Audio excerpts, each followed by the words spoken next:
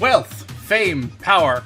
Our hosts have yet to attain any of that still, but we've got a bit of a weird situation on our hands. Join us as Rosen Thorn, anyone getting a weird sense of deja vu? Watches as his guests, Dubious Khan. I gave Rosen the title of this podcast, and tonight's the night I reap what I sow. Lumber Jackson. I thought this one was about ninjas. Nash. What? And Ranger Sid. I thought this one was about the undead with the Shinigami. Take in the One Piece equivalent of an elevator pitch. This is Tracing the Grand Line. So, got a bit of a weird situation today. The short answer is April Fools. This is going to go up on April 1st. And what happened was, in the main show, we hit a batch of episodes that wouldn't make sense for us to cover because they're all recap. So I figured I'll bring 4 people in who have seen either none or very little of One Piece. And we'll see if this, was enough to get them to maybe consider checking it out in the future. We'll go one by one. I'll talk a little bit about what y'all thought of it. Kill this. Or what y'all thought of it going into it, and if you had any experience. But we'll start with Erin. Yeah. 1 second. Hang on. I should rephrase it. I meant, what do you know about One Piece going into this? I know it's about pirates. I know they're looking for treasure of some sort, set off by another treasure. I know everything I know about One Piece. I know by cultural osmosis. And me. And you. Yeah. But otherwise, not a hell of a lot. Not a hell of a lot in the details. Yeah. Jackson? I went into this knowing I've watched the first 7 episodes and then I went, this is boring. Did not go back to One Piece. Saw at the time of this recording that Oda was like, yeah, I'm going to put the secret of what the actual thing is at the bottom of the ocean. Went, that's stupid. Then watched these episodes and went, what is going on with this series? My goal is to have at least one of you get into the show. I just don't get it. It's fun. That's the real answer. Okay. Nash, how about you? Hey, we're not even introducing ourselves. Hi, I'm Nash. Oh, yeah, you're welcome to if you want. Air, and I'm like, y'all, come on, plug yourselves. I was going to say that for the end. Radio Dead Air. I do What the Fuck Is Wrong With You on YouTube, and been streaming for ages and ages. I have little acquaintance with One Piece. I know a little bit more. I kind of, you've got you watch the intro, you get kind of a little bit of introduction of it. I've actually heard the Fox Kids intro because yeah. I know a little bit about Luffy, know a little bit about the show. Not something I regularly watch or really tend to be interested in. All right. Erin and Jackson, do you want to plug stuff? Because, like I said, I was going to do that at the end, but now's a good time too. Jackson, you can go first. Thank you. I appreciate it. Hi, I'm Lumber Jackson. I'm I guess just fucking long-term streamer. I'm partnered with Capcom. I do a lot of stuff for Capcom. And now I'm here doing anime stuff with Rosen. Rosen and I have been friends for a while, and they're still trying to get me into One Piece to this day. I'm Erin Mills, aka Dubious Khan. I run about 4 channels right now. Did several series over the time. Into the Idiot Box, the 30 plus films of Scooby-Doo. Look up on the screen. Current project, Madam Grindhouse, a series that I produce and write but do not star in. Talking about Grindhouse media. Other channels. I have an essay channel elsewhere, and I also I've been doing kind of a semi-analogish horror thing, Cosmic Corners Drive-In Archives. Okay. Also, Erin and my wife Casey have a series called Escape from Monster High. That was really good, and also I'm in it. Yeah! Right on. Thank you, Casey. Love Casey in the background there. Yeah, she's making dinner, which lets me segue into the fact that Casey also has a segment on this show called Sanji's Kitchen, where they made a One Piece cookbook, and so she's been making recipes from that. And also my own recipes too. Yep. Hashtag non-sponsored. Also, there's a couple episodes where we've gone to the various One Piece cafes.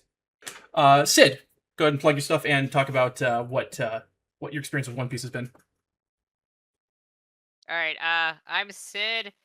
I am now. I work in manufacturing now, but I used to do a podcast with my best friend called Ranger Splain, where we did cover the entirety of Power Rangers. She never watched it growing up, and I was a big fan. And we're on an indefinite hiatus right now. And my experience with One Piece is I read the manga back.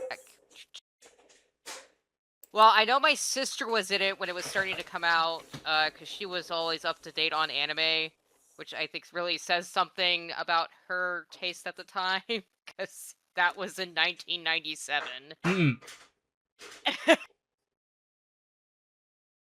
Actually started reading it in college. I read through, I want to say, where you find out more about Nami's backstory. Yes! It was during... Yeah, and then we got to, like, some island or something, and I'm like, boo! Go back to the cool shit! And, other than that, it's through what friends watch. I know Kurt showed me a movie, and my kid, he's into One Piece. Okay.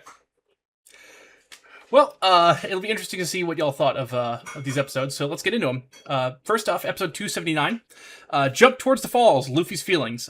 We open on opening 7, which is We Are, which is a cover of the first opening, this time sung by the Japanese main cast. For the benefit of today's co-hosts, this is a cast cover of the iconic first opening of the series, We Are, by Hiroshi Kitadani. This song has often been cited as the One Piece anthem nowadays, Kitadani returning for at least 3 more openings, maybe more as time goes on. Also, if you're wondering about the One Piece borders on the side for a lot of these shots, the show started in 1999 and didn't start broadcasting in widescreen until episode 207. Also, I'm pretty sure One Piece is going to go on longer than JoJo's Bizarre Adventure, and I think it's just because Araki's gonna die before Oda. that didn't imply that Araki could ever die. Oh yeah, that's true. Yeah. Yeah, it's weird timing with this because after these recaps, the openings got a minute longer and they just scrapped the ending themes. And they didn't return for another 15 years. Huh. Yeah, it's a weird situation. On to the episode proper, and oh shit, we're starting with one of the most impactful and powerful scenes I've ever seen. I did not expect them to replay this immediately, to be honest. Without knowing the context, what did y'all think of this, of Robin being, like, the scene with Robin at the balcony? I want to live. Great. I'm happy for you. Who the hell are you, and why should I care? You'll find out, but that's fair.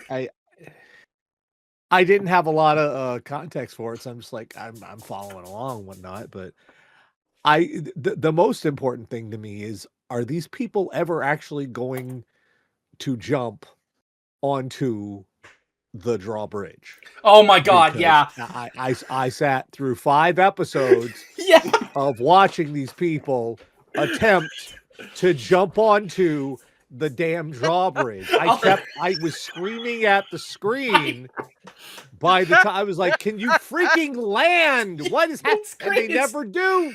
They never do. I was right there with you. I was right. Literally, when I got to the end of the 5 episodes, and they just showed Luffy grabbing everybody and jumping off again, and it ended again. I'm like, you went 5 episodes of recap. You know what's showing crazy? us the damn bridge jamming and the damn jump, and you're not gonna resolve the cliffhanger after 5 episodes? Forget that. You know what's crazy is... These were vacation episodes, is what happened. They did a bunch of animation they could reuse at the beginning and the end, and then they used clips. So they pretty much they didn't have to do anything for these 5 episodes. Yeah. You're basically right. And it's for a simple reason. They were at where the manga was. Yeah, I mean, I feel like a lot of the stuff is, especially now that One Piece just keeps going and going, I have a feeling they have to do this every now and then, because they're at where the manga was, or Yep. Well, you would think they would at least show them landing on the damn train or the bridge or whatever. You think they would tell them at least that much? What's crazy the is those animators went shots. back to the studio. Those shots are like they're like, oh shit. I just am like, this is peak 2000s anime. Just Yep. we're gonna replay the same shot I think it for was the next couple of episodes, and everyone's gonna have flashbacks. I think it was My Hero Now, Academia. was this over 5 weeks or 5 Yes, days? 5 weeks. 5 weeks of 5 this weeks. shit. Because that would be a little bit more easier to tolerate. Not a lot, but it'd be a little more easier to tolerate than 5 days in a row. Yeah, you feel like Groundhog Day. Same bit.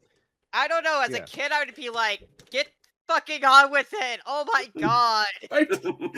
He Yeah. was an impatient child, though. And So what's crazy is the I hate shots this- we go. No, go ahead. Finish what you were saying. The shots we see, like the new shots that we see in this, they're like make up like 4 to 5 minutes of the next episode where they do actually land. And what's crazy is, I'll just tell you, they land on the train and the train crashes into the building. Great. There's Okay. work. I mean, they make it. I mean, they get where they gotta go, but Yeah. in the longest way possible. You forgot the cool How cyborg. long does it take They were in the like, "Hola." Rosen? How long does it take for them to accomplish landing on the train and crashing into the building? Is this something that is resolved literally in the first 5 minutes of the next episode? That's the end of the episode because the other stuff happens. I don't know why they cut Yeah, so it's like- much. There is so much that happened plot-wise, so basically during this, like, forever waiting for these people to jump, a bunch of other plot was happening on the other side of the bridge. Yes. Oh my god! Uh, I'm going to say this right off the bat and be the bad guy and make everybody watching or listening to this hate me. I fucking hate Luffy. we're not quite there yet, but we'll get into it in a bit. I do want to continue a bit. No one knows what an inside voice is. No. To be fair, he was outside. It's true. And Yeah, also, It didn't But- seem to matter. I can assure you there are quiet moments. It's just we're cramming 250 episodes into 5 episodes. You gotta cram that plot in. even watching the flashback stuff and the so-called quiet moments, nobody can everybody's breaking decibel levels. Nobody can hi, I'm going to talk like this. No, every fucking time. In one of their cases, they're probably used to it. They 'cause go. Go ahead. I just imagine nobody in this spirit. Nobody can finish a sentence with a period in this series. It's all exclamation points. It's just a matter of how many exclamation points. It's just like they cannot go into a Starbucks and order a cup. I would like a latte. What I wrote down. Extreme masculinity for the young boys it's marketed towards. Yeah, this is a shonen series, meaning it's marketed for teen boys. Yeah, but it really is funny because it's like, it's got that like comforting masculinity or whatever, where like, good masculinity, where like you should have friends and care about people, but then there is like the only emotion we have is yelling at each other. Yeah. It's also Like, why I they say the haven't move watched names out the loud. Netflix series. Well, I haven't watched the Netflix series. Do people actually quiet down Yes. on that show? Okay. Well, I will that's say, something at least. The Netflix series, really good. Yeah. As what I wrote down, I can't really sell how hard the scene hits with just words, but a very brief contextual summary of the previous few episodes' events. The Straw Hat Pirates are on a military stronghold inside island and his lobby to rescue their crewmate, Nico Robin, who is wanted by the government for being the survivor of a fucking genocide. Having been conditioned throughout her years of survival that no one will ever truly love her and her existence is to die. This is Luffy's response, declaring war on the world government immediately, begging his friend to tell him that she wants to live, Robin breaking down in a stream of joyous tears as she realizes she finally has the friend she's been searching for her entire life, and her existence is in fact a possibility. This show is for children. I suddenly understood why a lot of revolutionaries from around the world are like, yeah, One Piece. Oh yeah. Luffy just declared war because you're hurting my friends, bitch. The biggest idiots in the world are the ones who say that One Piece isn't political. It's the most apolitical anime I've ever seen. What are you talking about? Yeah. Those first like 5 episodes you told us to watch, I was like, there's no political message in this whatsoever. No. Not Not at at all. So normally on the podcast I do, when we meet a notable character for the first time, I'd go through a list of both the English and Japanese voice actors' resumes and highlight any important / notable / funny ones. We've got a lot to recap, so I've obviously done these already, so I'll keep my recaps extremely brief.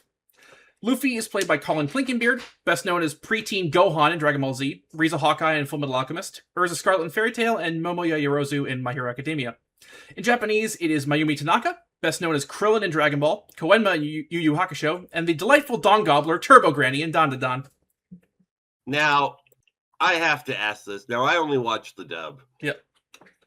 How trashed is Colleen Clinkenbeard's voice box from doing this goddamn show? Very.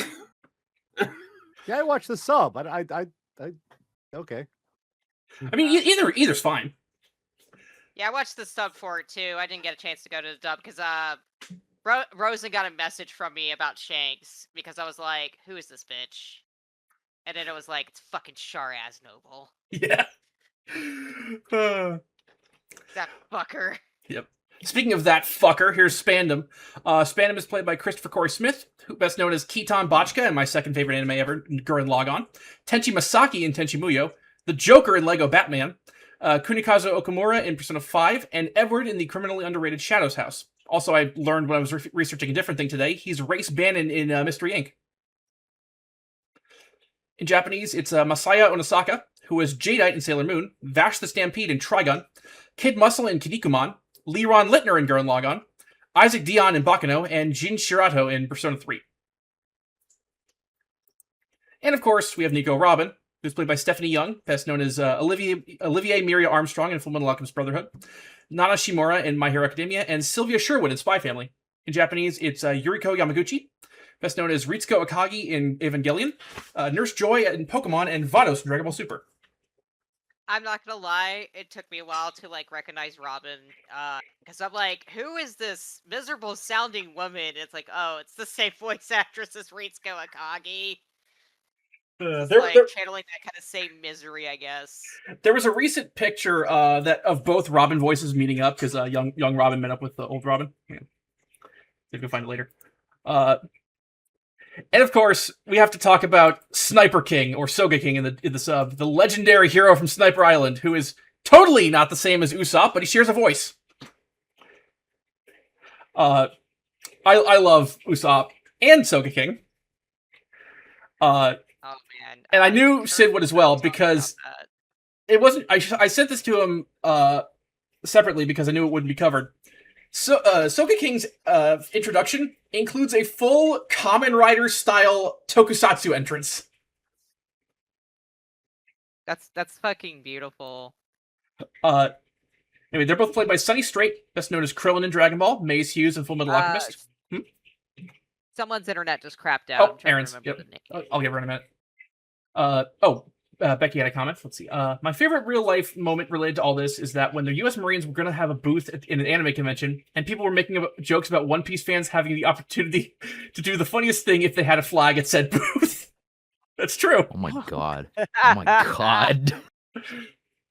I mean, there's lots of jokes you could do with the Marines in One Piece.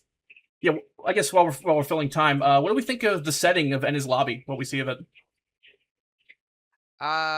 Very fantastical. I think I told you, because I ended up watching the 2 episodes after. I just remember being like, what if somebody was just trying to do some government paperwork going? Because this was a government office that has this Kingdom of Zeal type fantastical element to it, but also let's say you're going to turn in your marriage license and all of a sudden it's being attacked by pirates. That must suck. I should hope you're not there for that, because I think it's basically a court of law, but I get what you mean. Imagine if you just pay unpaid parking tickets. Yeah, paid, or I had to go turn in because we did a marriage by court. We had to then go and grab our marriage license later and stuff. So we had to still go to the court for it. Makes sense. I'm thinking of some of the stupid idiots we see in his lobby itself. There is a 3-headed judge named Baskerville, but it's really just 3 people named Baz, Ann, and Kerrville. Motherfucker named goodness. And. I'm I sorry, swear I'm to- back. My internet shit itself. All good. Where just- are we? We were talking about the setting of Enna's lobby. Okay. It's very one of the things that I picked up when I remembered reading One Piece. It was just like, this is like something I would read to a child. Yeah. Because it's so fantastical. It's a really cool design. Just this waterfall to nowhere surrounding a floating island. All right, does everyone know what I meant by Kingdom of Zeal? By the way, I don't know if everyone played Chrono Trigger. It's been a long time. Oh yeah. Okay. But yes, I kind now that you mention it, yeah, it does have that vibes. That does have that vibe, doesn't it? but yeah, as I was saying, Usopp is Sunny Straight, best known as Krill in Dragon Ball, Maze Hughes in Fullmetal Alchemist, Koro Sensei in Assassination Classroom, and Present Mike in My Hero Academia. In Japanese, it's Kappei Yamaguchi, best known as male Ranma Satomi in Ranma 1/2, Bugs Bunny, Tommo and Kiki's Delivery Service, Shinichi Kudo in Detective Conan, Inuyasha, L in Death Note, Teddy in Persona 4, and Hifumi Yamada in Danganronpa. Look through his behind the voice actors page. It is hilarious. Dude's got range. So, obviously we skipped these recap episodes of the main show to do this special, so I didn't realize how truncated the pre-recap bits were. It's like a whole episode of stuff they shoved into 2 minutes. I write these notes chronologically. How wrong I was. TLDR, bridge it out, time to jump. Yep, pretty much. And it takes 5 episodes because we got to go through everyone's Everybody's- backstory. Yep, everyone's backstory. Which, as I put down here with this first one, I was just like, is now really the time for a flashback? Yeah, to be honest, when I saw what this premise was, my thinking was, oh, they're all going to stand on the rooftop and recollect. I think that would have worked better. I think that would have worked way better than like, wait, shit, we got to jump now. This is the It was like longest one of jump those ever. things- This was a note. This was a note that I had. This was a note that I had for the next episode, but it applies to the whole thing. Why is everyone having a flashback now? Well, you know how your Is life this what flashes they before do? your eyes when you die. Is this what they do? Reflect on their lives whenever they have to wait for something? What happens when they have to wait for lunch? They bug Sanji, clearly. I will say something I noticed about these as recaps Yep. is they didn't entirely work. No. Luffy, I kind of got. I got a bit. You have to really pay attention because there's a lot of stuff left out. I picked up bits and pieces of the backstory, but there are a lot of questions I had, I can answer them. and yeah, but I shouldn't have to have if it's a recap. If it's there, this is your introduction to the character. Yeah, I can't be Then- everywhere. I'm not watching with most people. Luffy's I was kinda mostly okay. I was just saying I kind of agree with you on that because there was like some I'm just like, wow, you went into somewhat detail, and others like I think like Chopper, it was just kind of like Oh, I'm Chopper. completely lost. That one, they got progressively less coherent as we went along. To the point where we got to the reindeer thing, and I'm like, what the fuck? And like He's a I at least feel doctor. a- He's a yeah, reindeer. He's a reindeer doctor. What? He's a cute little mascot. Now Oh, he's yes. like every furry's wet dream. my husband had to fill me in on Chopper. Don't worry. I wrote down. because I knew Sanji's Sanji's backstory was also told, and even then that was truncated. I thought pretty badly, but my Yeah. husband was like, "Oh yeah, he ate he was a reindeer that ate one of the fruit and became a human." Yes. I wrote down some of the ones they didn't really cover well, but let's see. I will say this recap does skip one of the best characters, and the guy who was next to join the crew, Frankie. Yes, He is a cyborg powered by cola. Those were words you just said. Is he's the one with like the metal nose and stuff? Yes, right? he's On the one with the balcony blue afro, the okay. metal nose, and the giant arms. Yeah, because like they're like, yeah, don't worry, Frankie's family's taking care of the bridge, and I went, Frankie has a family. It's like a mob family. Hello? Yep. There we go. Okay. the cyborgs from the mob. Wait, Well, he's not from the mob. It's just that type of family. okay, They're a The group. crime They're a group of ship dismantlers. okay. Hold on, I'm getting a little bit more interested. I'm slowly getting pulled in. Oh, Frankie rules. Dude's got obviously metal arms to punch with. He can breathe fire. He can shoot air blasts from his hands. I like his cool moral core, like because of the later the episodes I watched later, because I'm like, I actually want to see past this goddamn bridge. Yeah. Yeah. He becomes the not shipwright. mankind to fucking shove it. Yeah. I want. I'm not going to go into his voice too much since we don't see him here, but I wanted to, unfortunately, inform Sid about the guy who replaced the guy voicing him in Japanese, because Kazuki Yao is very old and had to retire. It's the guy who did Blackface and Kamen Rider Revice. Oh, joy. But hey, it's Patrick Seitz in the dub, and Patrick Seitz is awesome. Anyway. So, I'm not going to cover Kokoro because she's not a major character, but I did want to say rest in peace to her English VA, Julie Erickson, who passed away last December. I think she did a really good job as this drunken old lady who has her wits about her. So Luffy's made of rubber, and to make the fandom's billionth use of this joke, how did that happen? Oh wow, they do not segue into this flashback at all. They just smash cut into it. Yeah. And somehow he's even more annoying as a kid. I wrote down, by the way, like, why are you beefing with a 4-year-old about the one pirate that was mad at him? Like, you are beefing with a child. This poor kid has nothing else to do. Beefing with a child. Luffy, what do you have there? A knife! No! but still, I'm like, I'm an adult at this point, you know, at least I try to be, and I'm like, look, if a kid like that tried to start shit with me, I just ignore them. Yeah. Like, just hold your hand out so he can't reach you. or walk away with my big legs. So again, these recaps of the recaps are going to be very truncated because, well, I spent 70 goddamn podcast episodes already recapping them once already, but I'll give you all a chance to discuss your thoughts on each major plot point, of course. Luffy's backstory, of course, is most important for red-haired Shanks, who's played by Brandon Potter, best known as Kenji Harima in School Rumble, Spen Volfield in Black Cat, Godot in Ace Attorney, and Richard Reisman in my favorite anime, Opera Ranman. In Japanese, it's Shuichi Ikeda, who, as Sid mentioned, was Char Aznavour in the Gundam franchise, Martin Reist in Monster, Marluxia in Kingdom Hearts, Kite in Hunter x Hunter, and Masayoshi Shido in Persona 5. First thing to discuss, Oda's character designs. I love the character designs that Oda makes. He's very it's very cartoonish. Like, it is incredibly cartoonish. I know some of the redesigns of the women get interesting. I can tell he's a boob guy. I have a story behind that. To say that. The major rumor is the reason the women started looking like that is because he married a gravure model who cosplayed Nami a lot. Oh, don't know if that's true at all, but it's funny.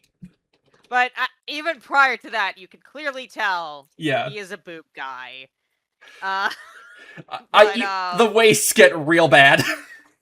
Yeah, I'm just looking at Robin at some point. I'm like, where are your organs? Where does she work out? The library. But it's so cartoonish. Like, the designs in general are just so cartoonish that I really am like, it's just more of like, yeah, I can tell you have a boob fetish is my only complaint. My thing is, they're very creative. I'm going to give you credit. I'll give them credit for that. They're interesting. There's something to look at. I'm not going to lie. Yeah. But sometimes I think it gets so cartoonish that it actually undercuts whatever emotion they're trying to do in the scene. I can see that. I also notice it's like kind of with how some people are drawn versus others. I think some people are there's like a mixed bag. Like Zorro's drawn pretty realistically, for instance. So when you get someone a little bit too cartoonish, or like I said, someone with like, where are your organs, like Robin, it gets a little weird. So I can How agree do with they that. not fall over? It's one of nature's mysteries, I guess. And the boobs are filled with helium. It's ballast. though I think we can all agree the one who There's a gum there's a fruit for that. there probably Yeah. is. That There's a fruit for like basically everything. But Why are people looking for this damn One Piece when there are all these fruits out there that can make you fucking immortal and shit? Fuck the One Piece. Yeah, like I kind of. Well, you can't swim. yeah, in a You world that can't is swim. 90% ocean water, you can't swim in the ocean. There's a But maybe I don't maybe the care. One- you know Maybe what? the Fair One enough. Piece is like the Water bigger wings, damn it. Like, it's not just that you can't swim, it's that the sea fucking hates you and wants you dead personally. And it will drag you to the bottom. like the real ocean. Yeah. Oh, man. But I think the person who got the worst of Oda's character designs, and this is just a sign of when it was made, is Usopp. Yeah. The damn lips. The damn lips. You cannot put those lips on a Jughead Jones nose. No. You can't do that. Though, No. it only occurred to me doing this podcast why he has that nose. His main trait is he's a liar. Mm. Oh yeah. Yeah. Oh, Go I ahead. love that Kurt also had to inform me why he was kind of, dressed up, and Usopp was all dressed up and everything. Oh, yes. And not being Usopp is because he and Luffy got into a fight earlier and in the arc, and Usopp felt like he couldn't show his face.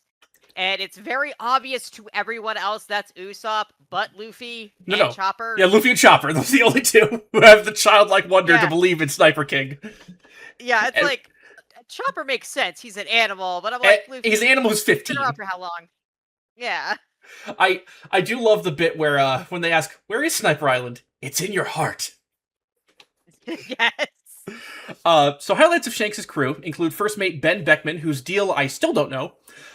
Big old guy Lucky Roo, who proves the age-old saying it's always awesome to see fat guys move around with superhuman agility. And Yasop, the deadbeat dad of all deadbeat dads. Fuck you, Yasop. Yeah. Isn't he Usopp's dad? Yes. If I can recall? Yeah. I was like, oh yeah, that deadbeat. Yep. Oh yeah. Speaking of the, who was the agile guy again? Lucky Roo. Lucky Roo. I actually wrote a note about him. It's like about when he shot the guy. Oh, it's so like, cool. It's like that bit was cool for a children's show.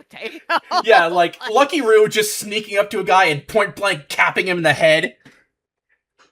That nobody noticed a guy that size sneaking up to that guy. He is incredibly fast. He is Samoa Joe. Yeah, oh yeah, pretty much. And again, props to the live action show. The casting in that show is immaculate. Not only for just capturing everyone's nationality, as Oda has described it, but also just the actors are all really good. And the guy playing Lucky Roo is also just as good in that. Oh, And nice. it occurs to me, we've never seen any mountain bandits outside of this particular scene, even in mountainous islands. Huh. Yeah, it's weird. It's just- So Shanks rules. I forgot how much I loved Shanks, because it's like the part I've read was like most of the backstories, so I knew them. But I'm like, oh yeah, I forgot how good Shanks is. Yeah. Just like just as an adult that just like loves on a child that is clearly very annoying.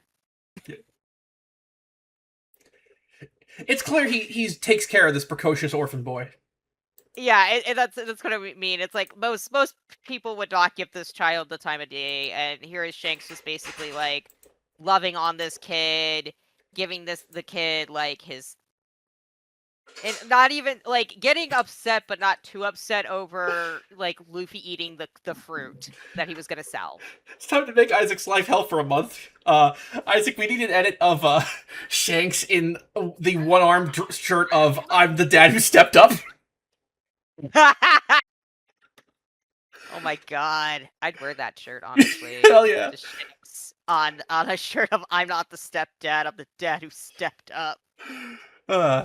Next discussion point: devil fruits. Let's talk about them. There are many, many devil fruits. Most of them have designs. Yeah, they have kind of an illiterate sound to the names of them. Yes. So the one that Luffy eats is the gum gum fruit, or in Japanese, the gomu gomu no mi. Obviously, makes you bite your rubber. Some highlights of the devil fruits we have seen, off the top of my head. There's the chop chop fruit, which allows you to separate your body parts. And yes, Oda has confirmed that includes the penis. And yes, Oda has confirmed that Luffy can stretch his penis. He answers a lot of questions every week. What the fuck? People are gonna ask those questions, and it's What? like, yeah, sure. I It's- forgot. okay. Oh god, the creator of Rama 1/2. I was about to bring that up. It's like the inverse of the Rumiko Takahashi quote of, I don't think about Oh. that, and neither should you. Yeah, and I don't think about that, neither should you. I'm like, oh, it's just like, yeah, sure. Or it's like, I will think about that and make you think about it. And then Hirohiko Araki is like, I don't remember this. Yeah, it's the three spectrums of creation. So here are the rules we know about devil. Oh wait, I'll get some more devil fruits later. Here's some what we know about the devil fruits at this point in time as of recording this episode. 1. Eating one gives you incredible power, but you lose your ability to swim in ocean water. 2. Eating more than one will in fact kill you. 3. They taste like dog shit. Oh my god. Also, Luffy was chowing down on it. yeah, like he was hounding that thing. He was just eating out of anger. It He occurs was to me incredibly angry during that entire flashback. I didn't get it. Even boy just had like, what the fuck? his parents have been gone for a decade. He's just like, I gotta do something. I gotta prove I'm a man somehow. All these shit at He's sort of pirates are screaming just his telling head him to off lose at her. Yeah. Shoutouts to Mayor Whoop Slap. I like his name. Next discussion point: the Sea Kings. I love his creature designs so much. It's like Akira Toriyama. He's best when he's designing weird, fucked up creatures and vehicles. Yeah, the Sea Kings are just the giant monsters in the sea. Oh, okay. 'Cause My Oh. only note here was, oh, Godzilla. Now we're getting somewhere.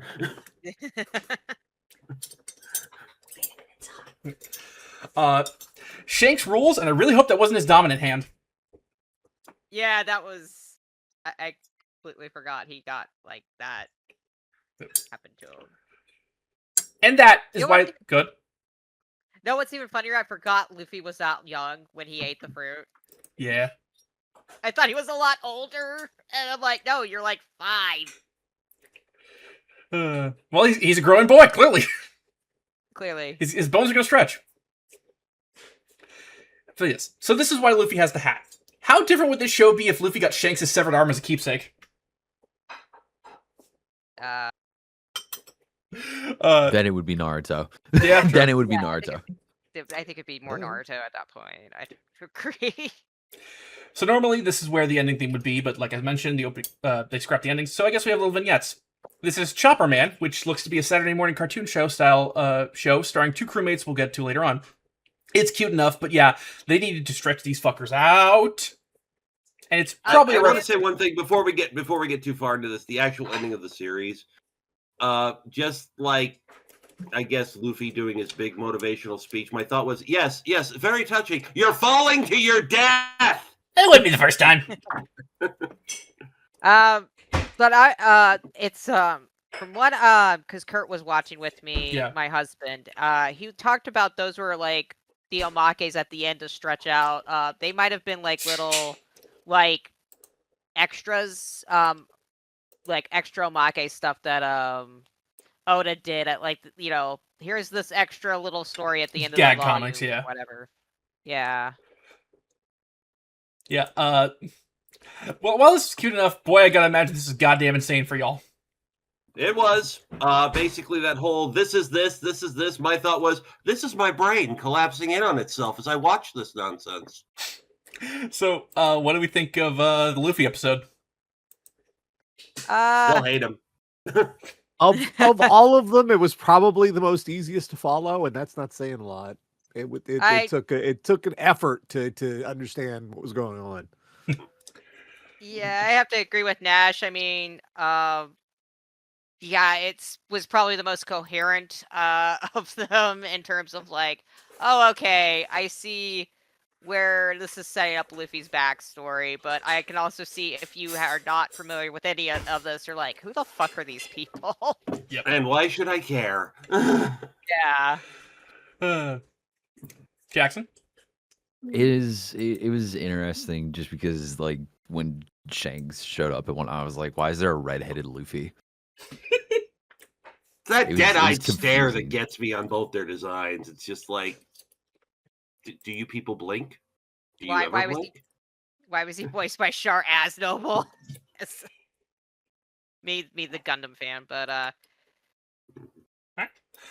just Suichi Akito really just has a very recognizable voice. That's fair. Like That's me with Takahito Koyasu. yeah, it's like you're just like, oh, that is him.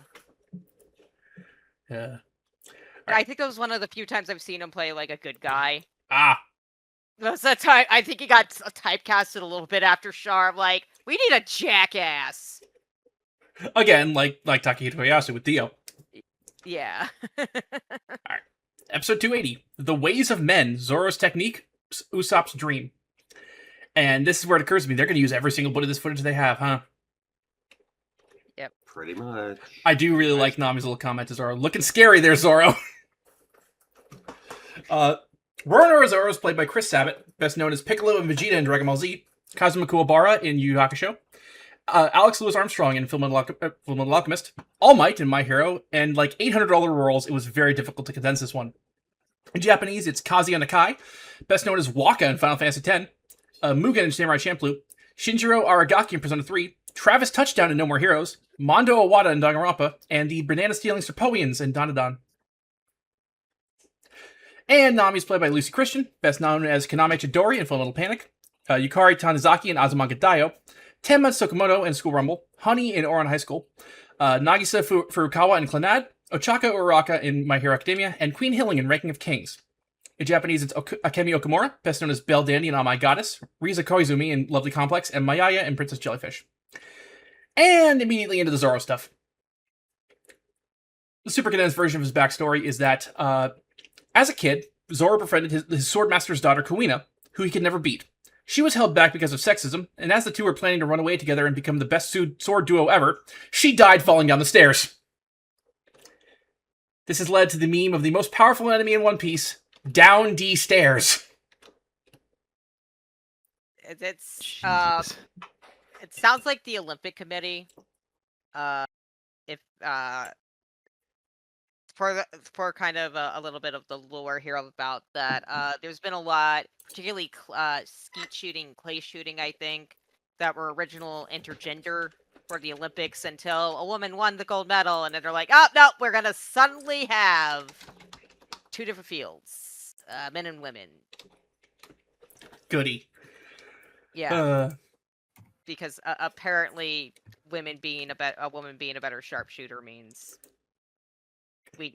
So stupid. better apple. I'd forgotten how much they built up Axe Hand Morgan. He's such a fucking nobody. His Chud son is slightly more important, though. Yeah, I was like, damn, he's just kind of there. I called his Chud son a Nepo baby. Which is funny because his name's Helmeppo, so a Helmeppo baby. Oh my goodness. In the live action, they show you his ass for some reason. What? Like, when he steals Zoro's swords, they cut to him as Luffy's getting him back. Or I think it's Zoro getting him back, but someone gets him back, and he's, like, posing with them nude in his room. It's so weird. Oh my goodness. I found a note about the drawbridge. Not to bring this back up. No, go ahead. It's gonna keep coming up. Yeah, this drawbridge is taking its sweet time, all for allowing everyone to have a flashback with a smiley face drawing. I'm having a hard time, like, reading my writing, but basically it's like, what a nice drawbridge, taking forever so everyone can have a flashback. Oh, boy. So yeah, Helmeppo pals around, or excuse me, yeah. Later on, Helmeppo pals around with this kid untying Zoro currently, Kobe. As of where the story is in the main podcast, they're training with some dude named Garp who likes dog hats. I always forget when I see this, Zoro calling Luffy the son of the devil.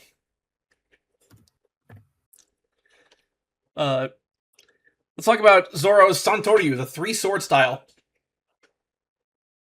Oh, you mean the dumbest fucking way to handle a sword ever? Yeah? You mean the coolest way to handle a sword? Jackson gets it. That is not cool. That is stupid, and it looks Zoro stupid. is the only cool character in this fucking show for me. I disagree. Nobody is cool in this series. Our bad guy in this episode is a fucking Baron Underbite. Oh, I hate Spandam. Oh, you mean Morgan? Yeah, Morgan's awful too. But do you know how Now he I'm can just talk trying with to his think mouth of how full? small the handle of the sword is for him to have it in his mouth. In the Was flashback, it in his- he's actually Yeah. like training his mouth to hold the sword. I mean, Yeah, I- admittedly, the jaw strength must be that he could eat an entire walnut, shell and all. Yeah, like Well, it's not just the jaw strength; it's how big how big can his jaw go?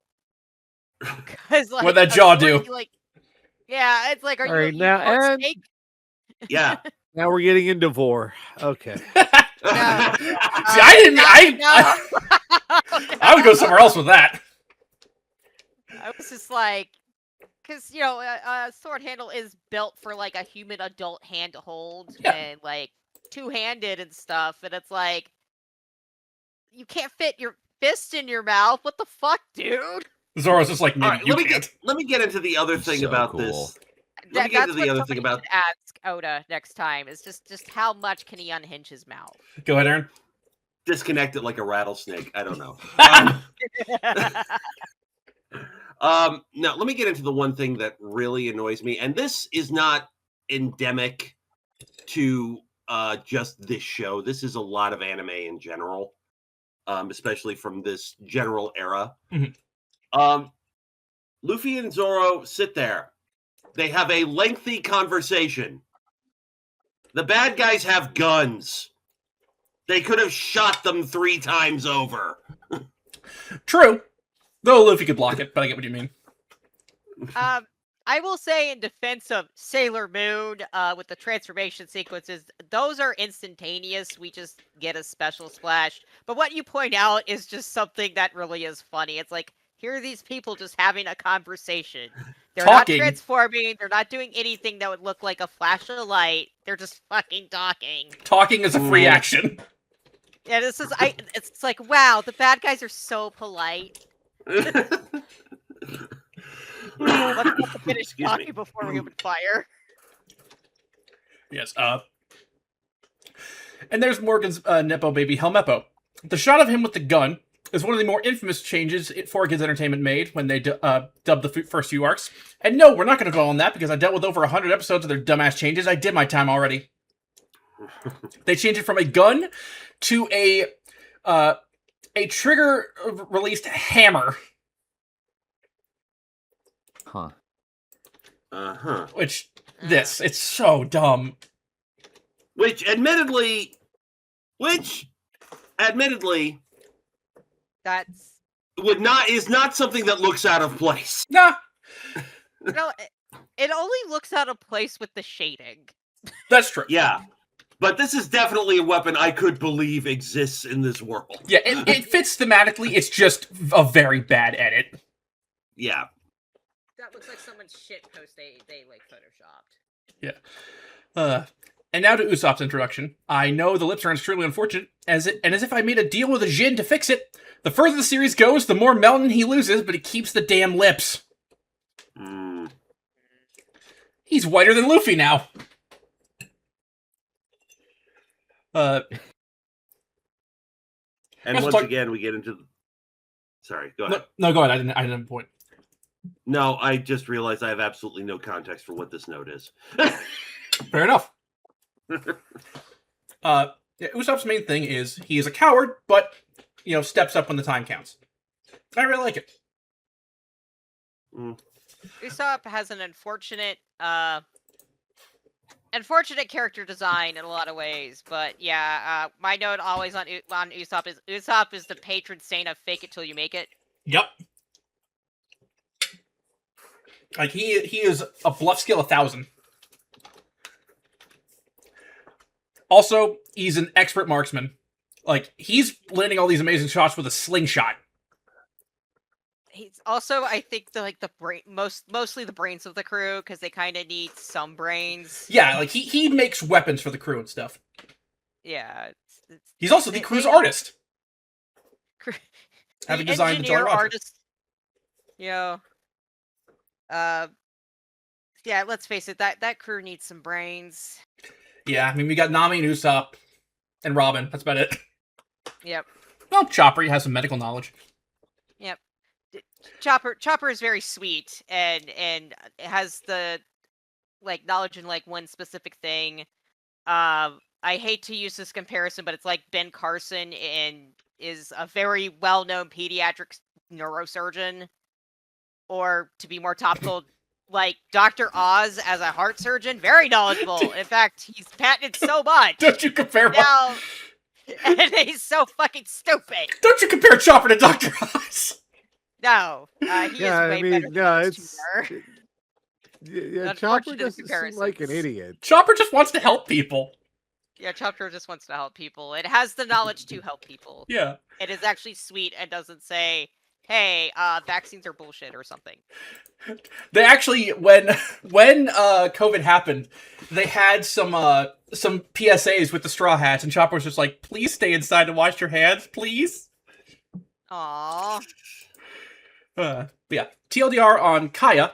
She was a sickly girl in Usopp's village, who Usopp became friends with since everyone else knew he was a massive liar, probably stemming from his deadbeat dad and dead mom.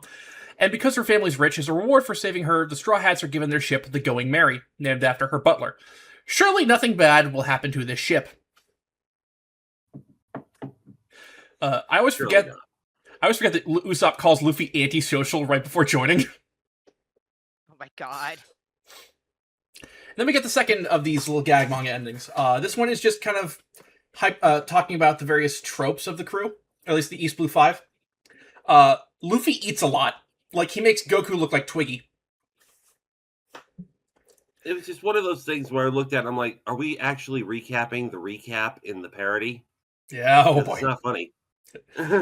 Zoro gets lost a lot. Like, he makes Ryoga from Ranma 1/2 look like Waze. In this arc alone, he got lost going up a flight of stairs. The stairs really are the enemy. Jesus fucking Christ. You know, that's a good point. I didn't even think about that. I'm sorry. I refuse to cede the crown of the most lost human being on the face of the earth going to anyone except Ryoga Hibiki. Fair point. Do not get between Nami and her money. We'll discuss why in the next episode. And then there's Sanji. Sanji's played by Eric Vale, best known as Future Trunks in Dragon Ball Z, Yuki Soma in Fruits Basket, Rei Minami in Beck, Toga Shigaraki in My Hero, Phoenix Wright in the Ace Attorney anime, and Sonraku in Shangri-La Frontier. In Japanese, it is Hiroaki Hirata, best known as Leomon in Digimon, Virgil in Devil May Cry, Wild Tiger in Tiger and Bunny, and Anime Columbo in Amiku MD Dr. Detective. That one's just for me. Sanji is frustrating.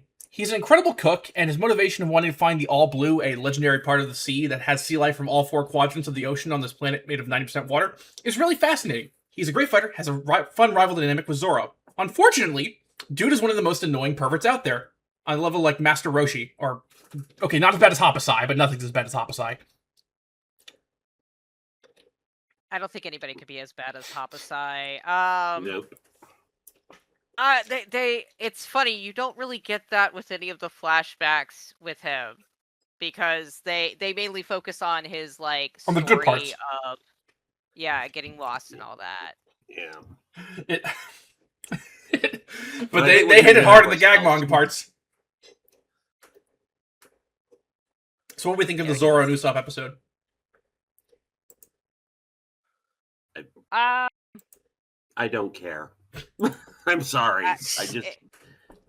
It was a nice refresher for me. But other than that, it's what is it? I ended up saying at the end of it, Toei's being cheap a lot with these episodes. Oh yeah.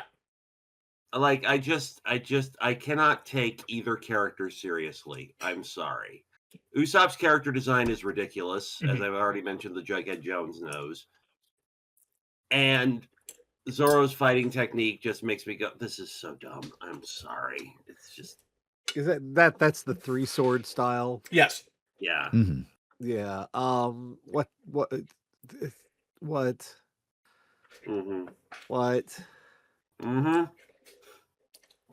Mouth is not for sword. No. Look, I'm not Mouth going is to not tell. for sword. Nash 2026. I'm not going to tell Zoro what to do. That man's crazy. Yeah, I'm like, let me put a sharp object in my mouth like I'm. I mean, and even still, let's leave how dumb it looks out for a second. Even still, from a practical standpoint, even if it was actually possible to train yourself to use a sword in your mouth, your neck does not have the full range of motion that a hand and an arm does. You know? You don't want to put that in your mouth. You don't know where it's been. Don't you put it in your mouth. Especially if your hand has gripped it. Ew, hands are dirty. Yeah. I was thinking more, internal organs, but okay. True. Yeah. I mean, if you do it wrong, you're gonna somehow decapitate yourself. Yeah, Becky points out, he tested the cursed sword by dropping it to see if it would cut him. Zoro does not function on our level. Zoro He's so cool. He doesn't give a shit. Right? He just doesn't give a shit. He's very suicidal. He's like, I don't want to live anymore. My friend died due to stairs. Maybe he got lost. Maybe he got lost in the stairs because he gave him a PTSD flashback. Exit pursued by stairs. Oh no. Just like I'm thinking of like the fight choreography potential is when I saw him like hold the sword in his mouth. Oh like, my God, dude, I the could think fights of are so good. many things of what he could do fighting that way, and I'm like, he's so cool. I really wish they didn't compound him and Usopp's like backstory into one episode. Yeah. It doesn't. It feels like it takes away from these two characters because I know they hold like huge significance to the Straw Hats altogether, but it's like. You kind of just spent the first like 13, 15 minutes of the episode with Zoro, and then you gave the last Usopp's here remaining, too. like 5. Yeah, and then Usopp's here, and it's like, okay, I see how you feel about one of these characters that you're trying to portray right now. Yeah. Yeah, this is where a lot of the Luffy got, I think, the more comprehensive stuff just because he's Luffy, and it's just like the other Straw Hats are there. Yep. Zoro's the coolest. Shout outs to Zoro's live action actor, Makenyu. Yep. If you don't know, is not only the son of legendary actor Sonny Shiba, but a big Toku actor as well. And I believe was Okuyasu in the Takashi Miike JoJo Part 4 movie.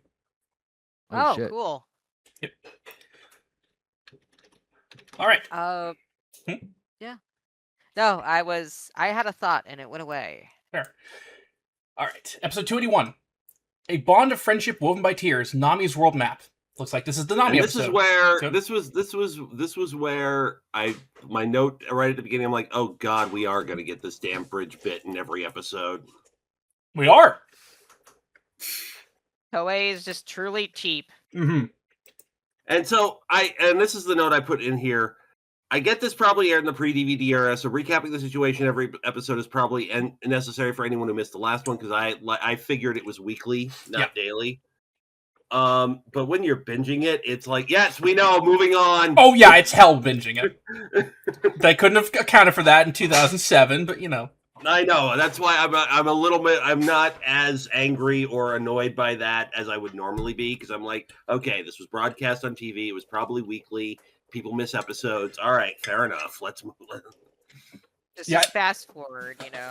Yeah, it wasn't until, from what I've been told, My Hero Academia that basically decided, oh, shonen anime can be seasonal and it'll be fine. And that was 2016. Mm-hmm. One Piece actually just ended its first season.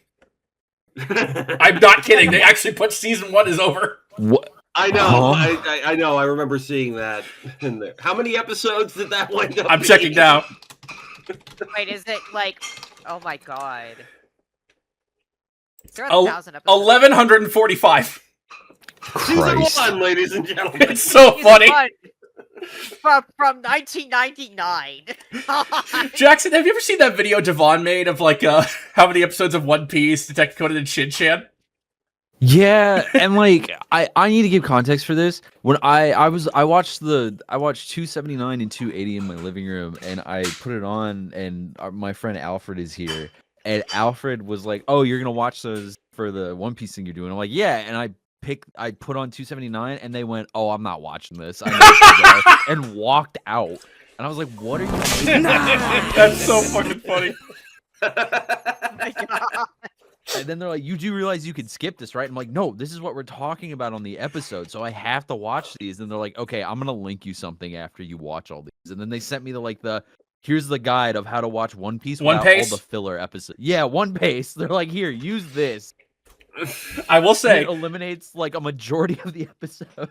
I don't know if it includes it, but One Piece should include G8. The only filler arc so good, people wish it was canon. Ugh. All right, so this arc, Arlong Park, this is considered the arc where people go from the show's pretty good to this is one of the best works of fiction ever. Okay. I remember. I wouldn't say like one of the best works of fiction, but it was definitely like, oh, I see why this is a good adventure story. I want to keep reading. Was after that arc, and then I got frustrated at the arc after. My hyperbole aside, it's the arc that hooks people. Yeah, it's. I really don't think the recapped episode did that kind of arc justice, because it was finally when I think when Oda had an idea of the characters too that he was writing. Yeah, it's And the blueprint for a yeah. lot of arcs going forward.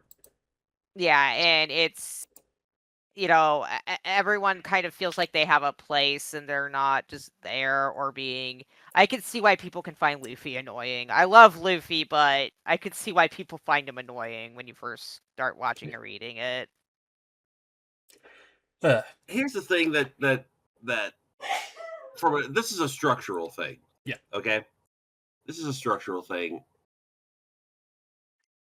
Their decision to make all these recaps flashbacks really gets bizarre when you do flashbacks within flashbacks. Yes.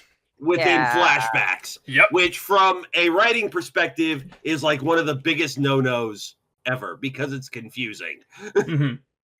Yeah. And it's just like, if you're gonna flashback, don't put a flashback in your flashback. Yo, dog, I heard you like Yo, dog. flashbacks. But I kind of get that. Thought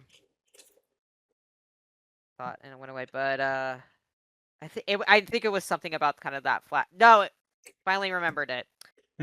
This is why sometimes we'll take a filler arc over something like this. Yeah, like, as much as I made fun of in the middle of a fight being like, hey, what if the gang were in Edo, Japan? I'll take it over this.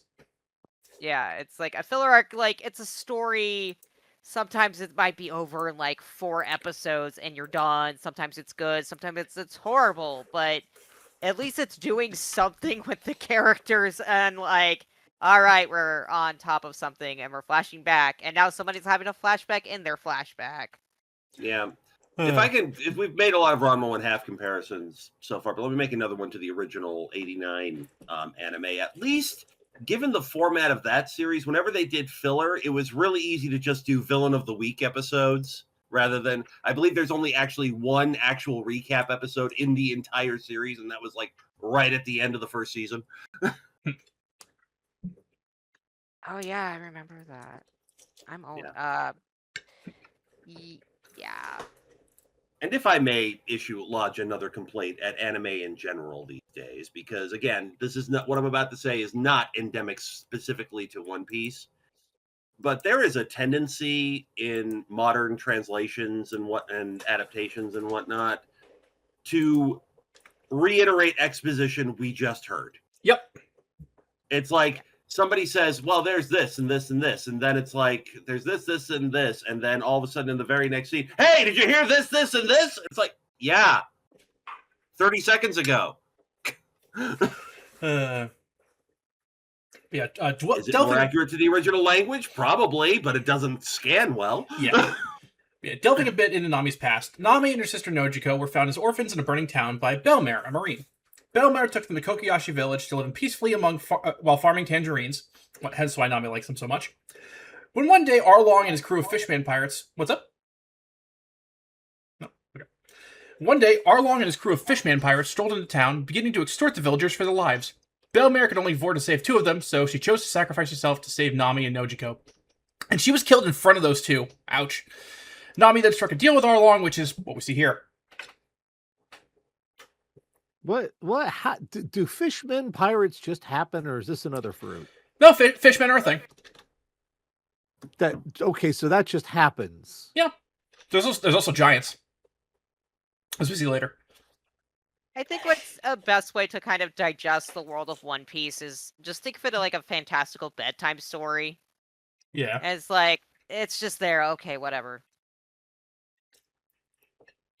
I'm sure they didn't show it, but I do love when Luffy and Sanji are heading to Arlong Park, and Sanji's talking about the fishmen. And Sanji's like, what would Nami look like as a fish person? And Luffy draws, like, a fish with hair. She'd look like this. Thanks, Luffy. Thank you, Luffy. Let me see if I can find it.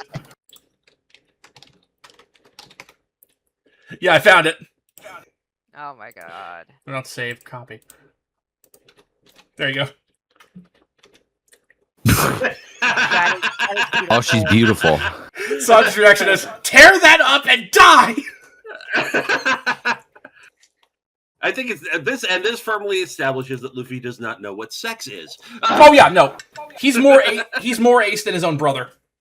I think Oda actually has confirmed it's like Luffy isn't interested in such things. Yeah, no. He would much rather have a cut of meat. He did the mermaid backward. Yeah, he did. Just like Fry Oh my wanted. God. It's not the what was it from Red Dwarf the not stupid way. Oh yeah. Cat went. That's the stupid. Yeah, way. yeah, in the Better Than Life episode, yeah. No, that's the stupid way. So Arlong, this motherfucker. One Piece I will makes say good. this. This was, out of all these episodes, this was the one that I was the most invested in. I will say this. That tracks. I will say that. Yeah, Arlong is just a great villain. All the One Piece villains, from this point on, are just pretty great. They're just deliciously evil. Hmm. Arlong's played by Chris Rager, who was Mr. Hercule Satan in Dragon Ball Z, Gustavo in Baccano, Torg in Borderlands, Cementoss in My Hero, and the new voice of Blackbeard in this show after Cole Brown passed away in 2016. Don't think we'll see Blackbeard in this recap, but love his voice. In Japanese, it's Jiroto Kasugi, who was Henkin Beckner in Zeta Gundam, Akio Otori in Revolutionary Girl Utena, Jotaro Kujo in the Stardust Crusaders OVA, High Priest Zagato in Magic Knight Rayearth, and Nobunaga Oda in Dynasty Warriors. So, let's talk about the scene where Nami, having been brought to the brink of despair, starts stabbing her own arm in frustration because of the symbol of the man who's enslaved her for the past decade. Luffy comes up and stops her, says, Nami says, you don't know what's going on here. Luffy says he doesn't, and she starts breaking down and crying and asks him to help her. This scene is, in my opinion, one of the best in the entire show. I've seen it 50,000 times at this point, and it gets me every time. And it's been in every version. Even 4Kids left this in. Minus the stabbing, of course, but I get why they cut that. Like the live action handled it perfectly. Every version has been handled perfectly. I'm kind of curious on people who have not, have engaged in that area of One Piece. How do you kind of feel that showed up going in basically cold? Oh, please, yeah. I mean, it works. Like I said, this is the only one that I was invested in what the hell was going on. But Yeah. I also kind of feel like because it's essentially a truncated version of it. You're saying this was an entire arc? Yeah. Okay, so condensing it down to one episode probably reduced a lot of the emotional impact, quite honestly. They left that scene intact, though, I'll say that. Yeah. No, the scene is good. Don't get me wrong. I just don't think it had the same impact watching it as part of a recap. That's fair. Any sort of whatever build-up there was to this point. That's true. In the series. And we don't get much of it, but Luffy vs. Arlong, pretty good. I particularly like the part where because Arlong is a sawtooth shark, Luffy just twisting his fucking nose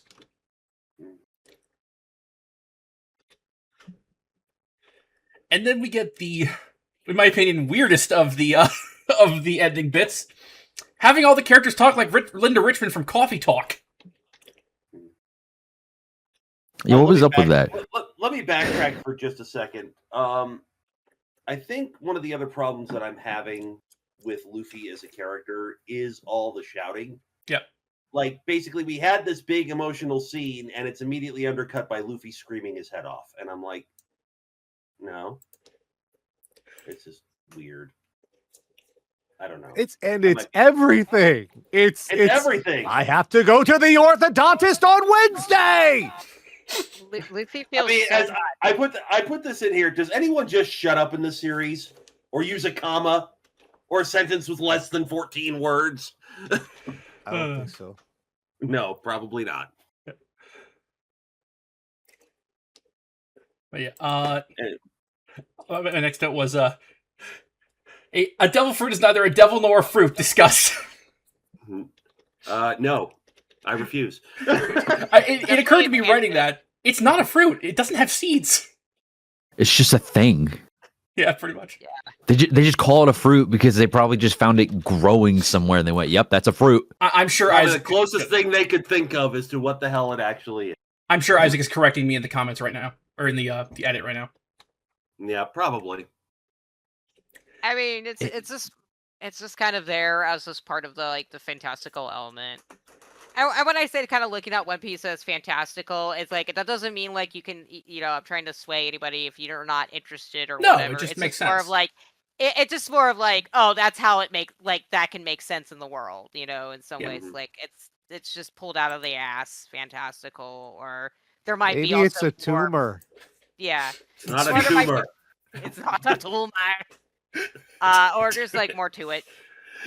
Speaking of fantastical or tumors, yeah, in the One Piece universe, phones are made of snails. Yeah, I Yeah, saw what was that? and I was like, how the what are they doing to that poor animal? It's a living. That's Like, exactly yeah, it what was I some thought. I was like, Flintstone what shit. Flintstones ass shit is this? I was like, what? No, Gary. And of course, it's a shell phone. Get Yeah. out. Shell phone. Get out. We're done. the- Show's over. Get out.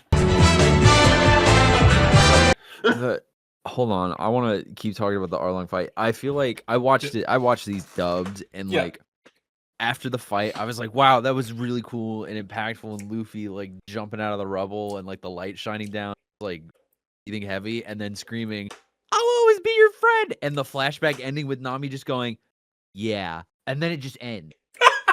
I'm like, that just ruined everything I felt about this. That's kind of what I'm talking about. It's like it does this stuff. I don't know if it's just the editing or if it's the show in general. It's like it has these moments and then it just undercuts its own. I'd say it's the editing. But Yeah. I mean, so I was watching the dub as well, and I had this note here, that fight, and I don't know if I'm just jaded because I've seen so much fucking anime. It's why I don't really watch anime much anymore. Is just I've seen so many action scenes like this that I'm like, I there's a guy in the dub that in the background here. This fight is so freaking intense. No, this fight is not intense at all. I didn't even See notice this that. and I think that was added in for this recap. Yeah, but I'm like, don't tell me how to feel about your action scene. Yeah, that's a little weird.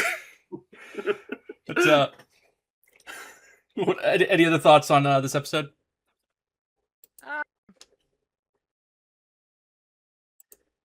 No, I think we're good. Moving on. Okay. These have been some very interesting recaps, I think, just overall, because I'm like, wow, this is short recapping stuff, but I think this was one of the better ones. Just 'cause Look, if nothing else, it's gonna make for a funny video. yeah, this was one of the better ones, just because it's like, oh, they actually went into it instead of being like, you get 5 minutes. Yeah. Oh, I remember something I wanted to say. With what Jackson said, I don't know if Isaac can get away with this one, but just replacing Nami going, yeah, with Jeff Bridges and Tron Legacy. Yeah. Yeah. Oh, Shoulder asks, Have you seen the Mark Darius and Luffy scream? So, brief tangent. In the 4Kids dub, Zoro's played by Mark Dariuson, who was Guts in Berserk. And a huge meme, like about a year or two ago, was the clip from 4Kids One Piece when they're in Whiskey Peak, where Luffy's been tricked into thinking that Zoro attacked the village, when in reality the village all tried to kill him. And he launches Zoro, and Zoro screams out, Luffy, what are you doing? And in the 4Kids dub, it's the most intense, Luffy! Like, basically, like, this man is going to die. Alright. Oh, jeez.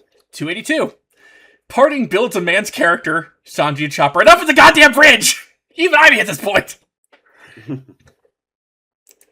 Anyway, time for Sanji's backstory. And this was the point where I really just started checking out, because it seemed like, and I get the point is to show the bond between each of these crew members and Luffy, but it's really turning into Luffy is the most super special hero boy, special boy ever, and these people's lives would suck without it if they had never met him. And weirdly, yeah, it does seem like that, but weirdly it's the opposite. Hmm. It's like Luffy would be nothing without these people, but I get where you're coming from with that. Mm-hmm. I think it's where the editing makes that Oh, yeah. that way. But also I was also checking out at this point. I'm like, oh, another. I did start skipping through it at this point, yeah. Yeah. Another Flashback 2-for-1 time. episode. Oh, I mean, I literally have no notes about Sanji's story because I just did not. I didn't care. yeah. I have no notes. That was my only note, was about, how the editing was making Luffy, that was turning Luffy into the manga version of Sailor Moon, basically. Yeah. If you don't know, there are people who are like rag on the anime, on the 90s anime, and I'm like, you know what the 90s anime did? It gave everybody a personality. Basically, all the other Sailor Senshi you get brought in the manga, they show up, they have their first arc, and now they have absolutely no desires of their own, no will of their own. They are perfectly content to serve Usagi for the rest of their lives because they did it 1,000 years ago, and it's like, Yeah. wow, that's boring. As Okay. shown by the fact that this show is over 1,100 episodes in one season, they're not afraid to let things breathe. Yeah. Yeah. I was just gonna say, with Sailor Moon the anime, shout out to the good filler arc, which was the Doom Tree arc at the beginning of Oh yeah. But I'm excited to get to it. We're currently at the introduction of Sailor Jupiter, so. Oh, cool. Cool. Good It's episode. a favorite. So the reason Sanji attacks with kicks, aside from it being what Red Leg Zeph did when he had 2 of them, is a philosophy that the chef should never put his hands at risk. Sanji's backstory is that when he was trying to escape Red Leg Zeph, their boat crashed, and they landed on a desolate rock in the middle of the ocean. And they had to survive for a month before getting rescued. Sanji was given all the food, and Zeph ate his own goddamn leg. Okay, so this is gonna sound mean, but I'm pretty sure he should have just thrown Sanji into the ocean after what he becomes later. Yeah, you're not wrong. I want Zeph to show up one of these days, just out of nowhere, smack him and be like, I raised you better than this. Like, damn. Dude, like, made sure you lived and ate his own leg, and this is how you act, you motherfucker. Well, are you gonna repay it? Give me your leg. I'll stump that one on. Yeah, I had a question. What is the context for them being like, for young Sanji being like, why did you give up your leg? Now you can't be a pirate anymore. When I'm like, what are you talking about? 'Cause- There are pirates that are missing like It's like And it's both arms and famously a legs. pirate trope that you have a missing leg. I can't believe they cut this part out. Red Leg Zeph famously was a master with kicks. Okay, there we go. okay. So he lost his kicking. Yes, he lost his main weapon. use a gun. Or a snail leg. You know, you're gonna have freaking snails for weapons. There's a lot of anachronistic, like, tech in this. Like, he could have gotten a mechanical leg. It's anime. It's anime. Everybody has the one thing, and if you don't have the one thing anymore, your life is basically over. I mean, when you're previously known as the guy who stained his legs red with the blood of his enemies, I get it. Robot leg nasty. just doesn't compute. Yeah. compute. Luffy and Sanji having this emotional argument with fucking Pearl in the background is killing me. Like, One Piece is great at designing freaks. And Pearl is no exception. I also, one of the things that got me about this episode was like when you mentioned the kicks, I completely forgot that about Sanji's character. Like, he attacks only with kicks and stuff, because they just don't go over this at all, and it's like, really, this is kind of very important. I can't believe I'm saying this. Sanji got screwed over. Yeah, Sanji got screwed over with those. Looking at this picture of Pearl, speaking of tumors, get those looked at, sir. God. All right. Not healthy. Don Krieg exists. I've been skipping over the villains for the most part, Arlong being the exception, because they don't really show up that much in these recaps. But even if they did, I'd ignore him. This dude's a joke. The live-action version actually cut him out entirely. Oh, wow. In favor of Mihawk, who shows up in this arc too, but is not mentioned here. Yeah, this guy is... That just looks like something that, you know, if you're writing to train to school, seems very entertaining to read about. Yeah. Oh, you meant Luffy versus Krieg. I thought you meant Pearl. Oh yeah, no, I meant Pearl right here. Yeah, I mean, Yeah. if you're like a small school child, that's definitely what that design's for. Is just like, yep, I surely read that on the way to school. This is just someone you see on Venice Beach. Yeah. Yeah, you're right. Yeah. But, no, I hate Krieg. I think he's extremely boring, and, I remember when we covered the Baratier arc, which is what this was in the first place. God, this arc made me angry. Because, like, Mihawk is so cool. We couldn't see... I would rather take Zoro fighting Mihawk from this arc than seeing goddamn Krieg again. Or fuck, can we give this time to Chopper? I guess let's talk about Sanji joining Luffy. Do we have to? I mean, if nobody has anything to say, it's like... I don't. Fair enough. I'm just gonna say this. Nami didn't know about Island Boy Dinner. Because she's just... so I think Sanji was a great addition, because you can have beautiful, wonderful meals on a ship and not get scurvy. Yeah, like, you know, perversion aside, Sanji's an incredible cook. And I wish they would focus on that instead of the other thing. How did he become a cook? Like, how did Zeph go from pirate captain to cook? Now, that was like my thing. He already liked okay, cooking. Okay. He was just a murderer. And Yeah, like, no, I'll cook too. He also shared Sanji's dream of finding the All Blue. Okay. Yeah, that's These so recaps are dumb. really bad. All this. Yeah, it's like missing all this important context. Who is this mentor for Sanji? Why is Sanji joining Luffy's crew? Why are these people cooks? Why does this man not have cancer with all these cigarettes he's smoking? About that, Oda has said he will, in fact, die of lung cancer in the future. Oh my god. Whenever Poochie's not on screen, everybody should say, Where's Poochie?" Luffy? Where's Poochie? Oh, man. Let's talk about my boy Chopper. I love Chopper. I really struggled with that episode because there's just so much cut out of it that have context that I'm like, I'm almost getting it. I'm almost feeling something, but I don't know what. That's fair. Yeah, and it's what's just going like on they cut here? it. It's like the way it's edited. It's just like if this is supposed to have a big emotional impact, it ain't working. Yeah, it really. It's like this. What's this note I put here? Yeah, pretty much. And yeah, more of the same. The show has lasted over 1,000. You know how many are just the same basic fight over and over and over again? Yeah. Like, it's got a little weird alien screaming about the doctor. That's a whole different show. Like...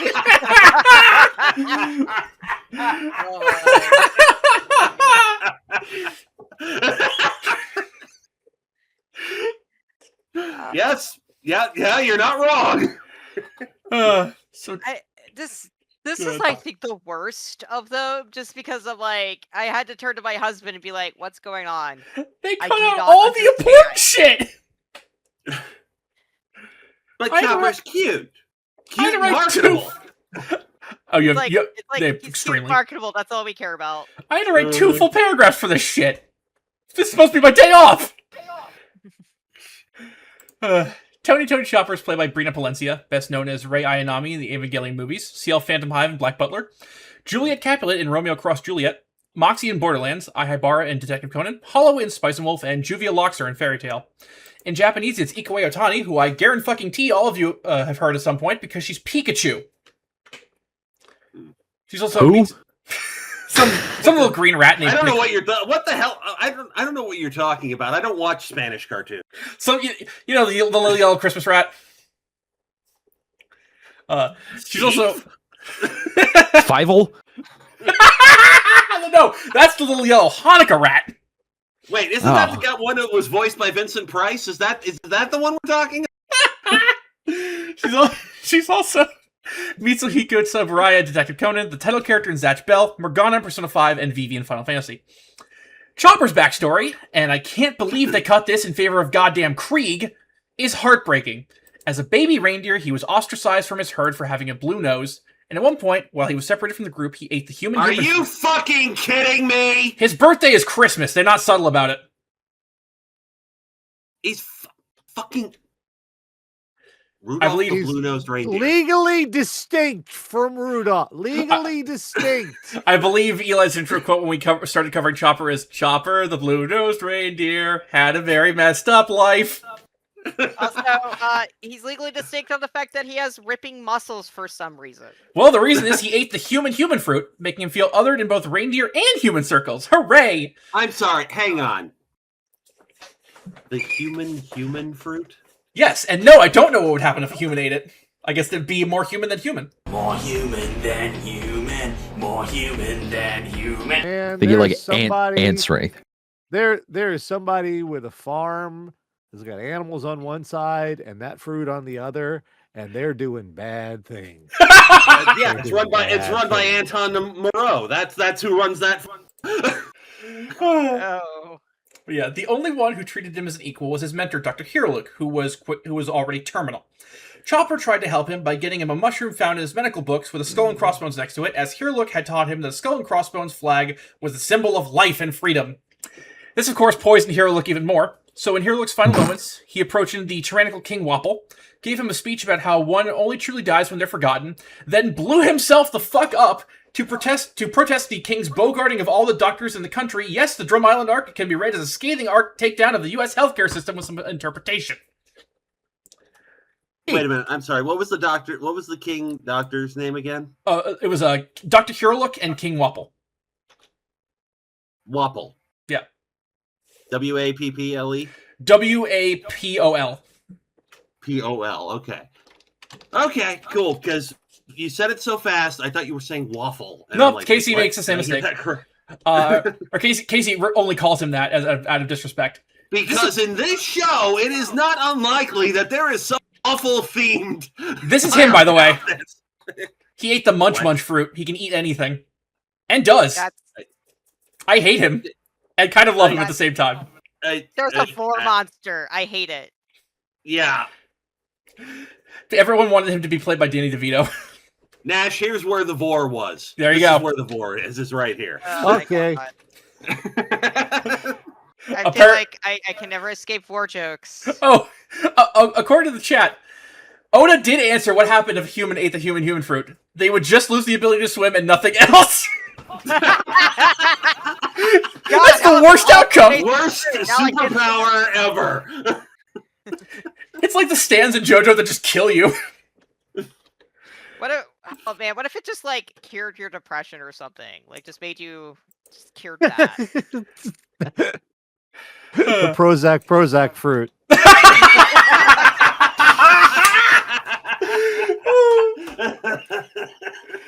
Yeah. God, we wish. Yeah. Excuse me. To briefly get into it, there are 3 types of devil fruit. Paramecia, which just affect your body in a non-altering way. Logia, which change your body's consistency, like Luffy's brother, he's made of fire. And the Zoan type, which turn you into an animal. So we saw a lot of Luffy versus Krieg, but we skipped Luffy versus Wapple, a way better and hilarious fight. What the fuck? I know.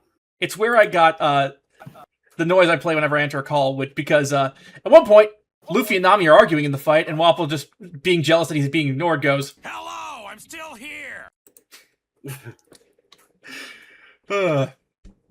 the cherry blossoms. Let's talk about that. So the reason this happened is because, well, they showed it. It's Hiruluk believed that cherry blossoms are a symbol of life and can be given are a symbol of life and can give those who are dying the strength to live on. And so, as Chopper is leaving on his quest to become the world's greatest doctor and cure all disease, Kureha sends him off with a giant cherry blossom tree. And while this is incredibly touching, when they did one of the recap movies, recapping this arc, yes, they stretched these out into movies. Even I'm skipping them. This frame became a meme, and it's why Sid is drawn like that. Oh, good. I think it's actually the preview image on Netflix for that recap movie. Oh, good. I mean, capitalized, sure. Let's see, I've been corrected. Zoans don't transform you into an animal necessarily, they just transform you into something else. That's true. We will get to one of those in the segment I came up with. Alright, ending. What are they this time? Oh, Mafia bosses on Easter Island? Sure, why not? I liked it. Honestly, this one I actually enjoyed. This It's little goofball thing in there. Nami dying of happiness fucking killed me. It tracks. She loves money. I know, but even still, just on its own, not really knowing that, just that bit in general, she's died of happiness. I just also Sanji immediately losing to a woman because he was too horny. That checks out. Yeah, I was just finally a good joke. I feel like that they could have just played that and saved us the trouble. Like, here's what these characters are all about. Yeah. Mm-hmm. Also, Becky says, speaking as the... Good. Correct me if I'm wrong, because it's been a while since I actually watched it. How did that sketch end? Because I've got a note pertaining to the ending. Luffy crying about being alone while he's eating a giant pile of meat. Okay, so this is what I put there. Better ending. Luffy has a heart attack and dies from cholesterol poisoning. That's what I thought they were going to do, and they just didn't. Yeah. I'm always fascinated with how they draw meat in anime, like that stereotypical the meat on the bone, yeah. Yeah, meat on the bone. Mm-hmm. That's in the cookbook, and it's delicious. What was Becky saying, Rosen? Becky was saying, speaking as one of the artists, I drew Sid like that, both as an homage to that meme and the he scream at own ass meme. Because the only other reference I was told was a possum. So what do we think of this one? It's just, again, you're kind of diluting the importance of these characters by putting two into one flashback episode, recap episode. So it's I really don't. I wanted to like it, but I didn't understand it. I get that. Mm-hmm. Chopper was done the most dirty, I think, out of all the characters, and I find that very interesting because he's the one that is the most current. Well, no, Robin would be, but yeah. Oh yeah, it's so. I feel like if you're just maybe tuning into the show and you haven't tuned into it in a while, you're like, who the fuck's Chopper? Yeah. I'll be honest with this next one, which, hang on. Episode 283, Everything is for Her Friends, Robin in the Darkness. I didn't watch this one. Because I have spent the past few months recapping this entire goddamn thing, and I know it instantly. I scrolled through it, of course. So, then, yeah, I just want to ask this question, because I was genuinely curious about this. Is this episode basically recapping everything that happened before we got to the recaps? This arc and the previous arc, yes. Okay. Because I was watching this and I'm like, I have no context for any of this, and I don't care. Yeah, I can't believe they didn't show Robin joining, which is a big thing. So I guess I'll briefly summarize. After saving the kingdom of Alabasta from a tyrannical despot, said tyrannical despot's right-hand woman was Nico Robin. She was betrayed by that despot, Crocodile, and as such, joined Luffy basically out of having nowhere else to go. Her skill, assassination. Her passion, archaeology. As an And she can 8-year-old, make hands out of nowhere. Apparently. yes, she has the flower fruit, where she can make any body part out of any place. Oh Lord. Yes, you know the drill by now. I'm just like somebody, of course, asked. Even Someone. one she doesn't have. I'm staying off of Rule 34 because that has the tendency to turn straight into fucking body horror. Robin's power is also really fucking cool. Like, And I can see that, honestly. it makes sense that she's an assassin with that power because she'd be able to just make hands on someone's neck and snap it. Yeah. I mean, I saw it in action in the episode. And I was like, okay, I get it. That's useful. That's interesting. That's actually kind of cool. Yeah, So- they use it in a lot of really creative ways. That's the great thing with Devil Fruits. It allows for really creative fights. But here, we have... let's talk about Iceberg briefly. He's played by Philip Weber, best known as Brain in Fairy Tale, Father Pedro, Belen Bauza Yamada, and Michiko Hachin, Kurito Goda in Psychopaths, Itsuki Murata in Tokyo Ghoul, and King Ramposa III in Overlord. In Japanese, it's Izo Oikawa, in what seems like his most notable role, all those are very minor. So, worth mentioning, because I don't know if they bring this up, because of the events in Robin's backstory, she got I believe it's 79 million berry bounty as an 8-year-old. Oh shit. Damn. So she's basically been on the run for her entire fucking life. Yes, because as an 8-year-old, her homeland of Ohara was genocided because they were home to a bunch of scholars. And the scholars were researching what's known as the Blank Century, a period of 100 years in history that the world government says doesn't exist. And just nothing happened there. Don't ask about it. Oh, boy. And they got hit with what's called a buster call. Basically, 10 giant Admiral fleet ships come in and essentially nuke the entire fucking island. What the fuck? Yeah. This shit gets real. I have a Apolitical note, by series. the way, about For the kids. Marines, about the Marines and kind of the world government, and I'm like, are they the British or the Dutch East India Company? Kinda yes. Yes. Yes. Yeah. I do know Oda has given nationalities for the crew. So Luffy is Brazilian, Zoro's Japanese, Nami is, I believe, Russian. Usopp is South African specifically, which explains the whiteness. Sanji is, I believe, French. Chopper's Canadian, and Robin's Russian. It's Nami is Dutch, and Frankie's American. Of course, the cyborg powered by Cola. Yeah, of course. Worth mentioning. Also, I'm like this. You want to throw a cheeseburger in there and finish the stereotype? It's You wanna do it's that? in the cookbook. I'm also like, this Of takes course place it in is. a world that's like ours, but also very much obviously not ours. So I'm like, why Yeah. would we have these specific nationalities? Someone asked. Because someone of course they did. It did reflect the Actually, casting this is a though smart in one the live to ask. action. I'll say that. That's a smart task. Like, yeah, Go they on, Rosen. they mostly reflected that in the live action casting. I think the only difference is Sanji's actor is English instead of French. Right. But yeah, so Iceberg is actually more integral to Frankie's story than he is to Robin's, because that is Frankie's adopted brother. Because Frankie and Iceberg were both adopted by master shipbuilder Tom, who we don't see here, but I'll put in the thing anyway because he's another fish man. I believe he's a cuttlefish. I want to say. Surrender the cuttlefish! I have cuttlefish. What the hell? That guy. That is skips not a the next that day. that is not a cuttlefish. Again, I could be. Let me check. Oh no, I'm wrong. It's a longhorn cowfish. Sure. Yeehaw.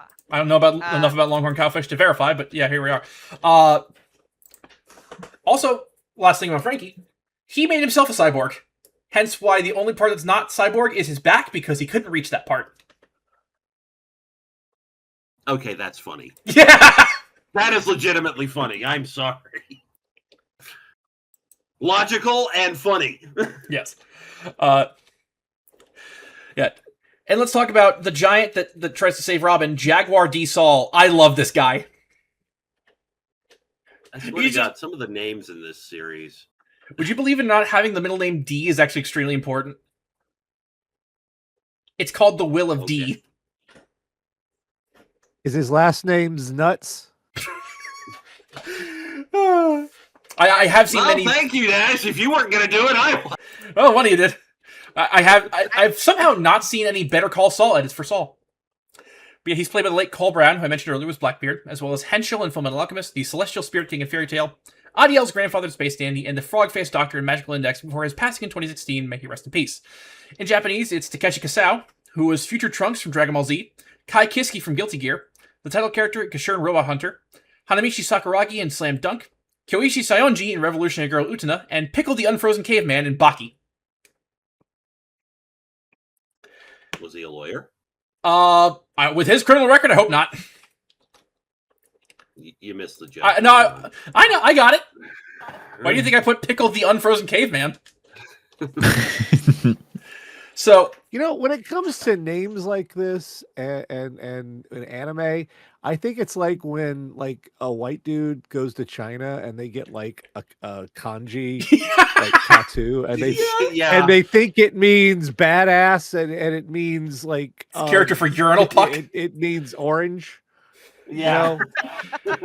Oh, Means badass. No, it means turnip, sir.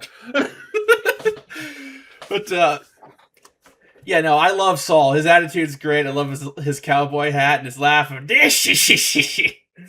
right, hang on a second. I'm getting back to the name thing. I have to say this is one of the funniest things in here. It's related to it.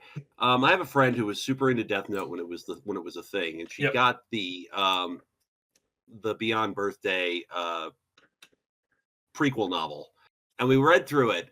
And the idea behind it is that the killer in that one was killing everybody who had the initials BB. Oh, I know this. Yeah. The thing is, they didn't understand, but the author did not really understand how American names work because it's set in Los Angeles. So we had victims. Blackberry Brown, which is iffy, but that's okay. They did some really convoluted nonsense. That could happen. Yeah, I was about to say that's LA. Can confirm. They had another victim called Quarter Queen which we got around it with some really convoluted logic about how a lowercase q looks like an upside down B. I guess so. But the final victim before everything got in there, Blues Harp Baby Split. Okay. Yeah, no. Was this person? Yeah, That's a Gundam name. Oh, Yeah, no. Was that one No. of Jamie Oliver's children? I'm just thinking of Quattro Bagina. When am I not thinking of Quattro Bagina? Oh my goodness. I am not sure, as noble. I was reading that out loud to her because she wanted me to do that, and I just died when I got that. I just Blues Harp Baby Split. Okay, that's not a real name, even for LA. I think that's exactly what I said too. Yeah. So, yeah, Robin's past is fucking horrifying. Like, it's been a running gag that all these backstories are traumatic. This is, I don't think you could top this one. I mean, yeah, she's the she's a victim of genocide. Yeah, like explicitly. Like they're like, yeah, we're gonna wipe out this entire group of people just because you're like transcribing history. Fuck you. Yep. Also, and because you survived, we're putting a ridiculous bounty on your head to make sure you die faster. Yep. Yeah, like screw you, you 8-year-old child. You could see now why Robin thought she had no chance of living. And I'm surprised she's still alive. Like, basically being told everyone hates you and you're just waiting to die. Which that's not a great place mentally. Again, I'm surprised she's still alive and didn't do something to herself. That would just end her life. I think at a certain point it was out of spite. Mm-hmm. And also, they cut out another important part of her finally meeting up with her mother again, who looks exactly like her. And her mother being like, listen, we're going to die, but you have to live. You have to keep the spirit of Ohara alive. Hence why she survived for 20 years, but eventually it just ground down to the dirt. Would have been nice to have seen that. Yeah. Yeah. Are they? Did they explain who the legally distinct mankind is? Yes, they did. That is Spandam. The reason he looks like that is because when he initially wanted to arrest Frankie's father Tom, or adopted father Tom, for building the ship of Gold Roger, King of the Pirates, They made up some trumped up charges and basically stole some of the battleships that Frankie had built and fired them on civilians, basically setting them up to be arrested. Frankie responded by gun-butting him in the face, thus disfiguring him and putting on the Mankind mask. And yes, Mick Foley has seen Spandam. Yeah. He's not very Mick Foley-like. I'll be honest, at this point... Sorry. That's fine. I was just saying, like, this is not a very Mick Foley-like character. No! This was basically the point where I just completely checked out. That's fair. I did too. I don't care about this. I don't know what's going on, nor do I care. Are we done yet? That was basically my. And it wraps up neatly in what we saw at the beginning. Mm-hmm. And now they're mythical creatures. Well, let me ask you this, because I did notice something when they were like all yelling at Robin. Yeah. How she needs to live and whatnot. Are Nami and Robin a thing? Because it seems like she's into Robin.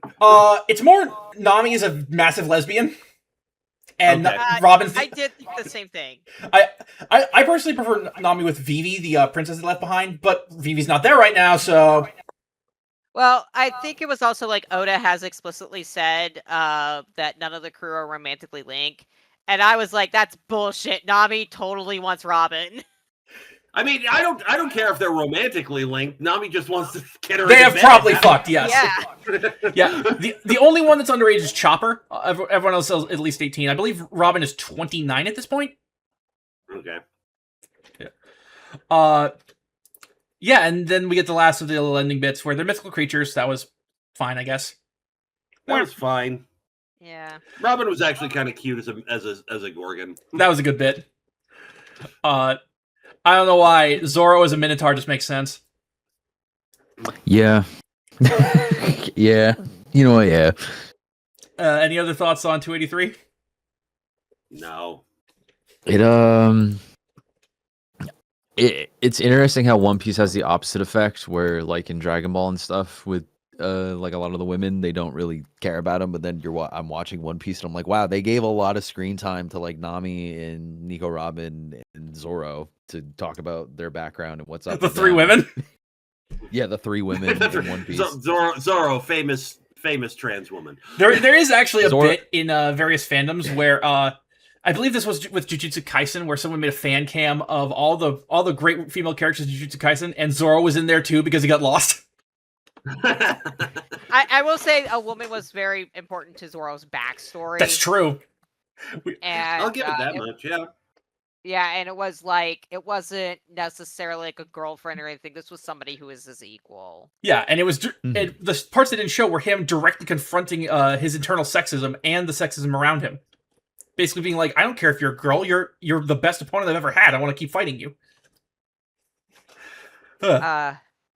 We've long joked that Zoro is sword sexual. He's just like, I like men and she holds swords. That makes sense, honestly, for That Zoro. tracks. Yeah. Any other thoughts on 23 before we move on to quick little segments? It was a better one than Chopper's. That poor Chopper. Yeah. I still I was still trying to puzzle it out though. That's the biggest problem with all of these. At the very least, I appreciate the As a effort. recap, yeah, as a recap, they just, it's like y'all just, I don't think you understand what a recap is. No, Yeah, exactly. Thank you. That was what I couldn't put my finger on it. This was a That's decap. exactly what it is. Yeah, This was a Yeah. greatest hits. This was like, Yeah. you know, this is like classic Queen, you know? Mm-hmm. Are you ready for some monster ballads? We're the Oh, pirates. Monster Ballads. Well, I was like thinking about like, I would rather listen to classic Queen though, because at least I know the context of things. Yeah. Monster Ballads was my favorite of the Pokemon knockoffs. You know, See, I like your nudes. That's good. All right. And now for some quick segments before we wrap. This one I added just today. So One Piece, as I mentioned, is very good at designing creatures and freaks. Let's look at some creatures and freaks briefly. First, we have Karu. He's a little duck man. That's a chocobo. Yeah, everyone says that's a chocobo. It's a fucking chocobo with a hat. Yep. I will die for him. This is Casey's favorite character in One Piece. Fair. You know what? I can see why. Yeah. And yet another character with a fucking dead-eyed stare. Well, in this case, he's a duck. It makes sense. Yeah, like at least it's a duck and not a human. Ducks have no souls. We know this. And here's Gaimon. If it would load. There we go. Oh, What the? fuck? Sweet What is that? Jesus. He is a guy who fell into a treasure chest and got stuck for decades. It looks like That's a chia pet. mimic. Yeah, that's a The- chia pet. So Oda will do this thing where he'll check in on older characters via like the chapter covers. And so for Gaimon, he met his wife, Sarfunkel. I'm not kidding. Gaimon and Oh, God. Starfuckle. Yep. Is Oda a dad? Yeah, I believe so. Because it's just, even when he wasn't a dad, probably making One Piece, like the names like this and everything, he was destined to be a father. Next up is Fukuro, one of the members of CP9, the people that Luffy and crew are gonna have to fight to get Robin back. Yeah, this big dude that was sitting on the balcony, and I was like, "What is your deal? You know What what's is up great? with you?" I didn't- He talks like this, Chapapa. Oh no! He has a very high Wow, voice. No, never mind. It's immediately annoying. Yep. The reason he has a zipper is because he wouldn't shut the fuck up and kept revealing government secrets. So they zipped him up. Holy shit. Yeah, I believe he did that to himself. Then we have Mr. Four and his dog Lasso. Mr. Four is just a Dead. big dude with a baseball bat, Yeah. and his dog is a gun that ate the dog fruit. No, I don't know how. What? Sure. Yeah, sure. Okay. And finally, one of my favorite villains, who is purely for filler, but I love him. It's Foxy. Oh That's my a pervert. God. That is a beautiful, like, designed pervert. He's Italian. Okay, That, so he's that- still a that- pervert. I'm just Yeah. saying. Somehow, Okay. that image and you saying he's Italian comes off as incredibly racist against Italians. No, he has an Italian accent. That's what I'm saying. Yeah, that's fine. I'm not saying you're specifically doing it. It's just the context. I get what you mean. He ate the slow fruit, so when he puts his hands in the wolf symbol, he can fire beams that slow people down. He uses this to cheat at races and stuff. Dude, that, He can Sure. Sure. I Yeah. love that villains in One Piece include like genocidal like governments and guy who just cheats at races. Yeah, it's what I They're call all evil. It's all equally evil. It's all equally evil. It's what I call the Okuyasu paradox, where they have an incredible power that can be used to win any fight, but they're a moron. At least Okuyasu uses his moronic like nature for good. Yeah. God bless him. All right. Oh, in the real world, Fukuro would be the one who keeps forgetting there are reporters in the signal group. Yeah, he would. All right, we got 3 bits left. So, Luffy moment of the week. What was your favorite moment, the thing that Luffy did in this batch? Nothing. I hate him. Like in terms of the art I like the itself or the flashbacks.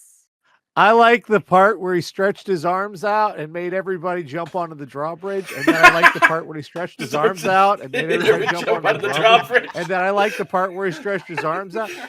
Can I point out one thing there? Watching that bit over and over and over again, I just watched it and I looked at everybody's reactions and I'm like, you have plenty of time to duck if you don't want to go. Yeah.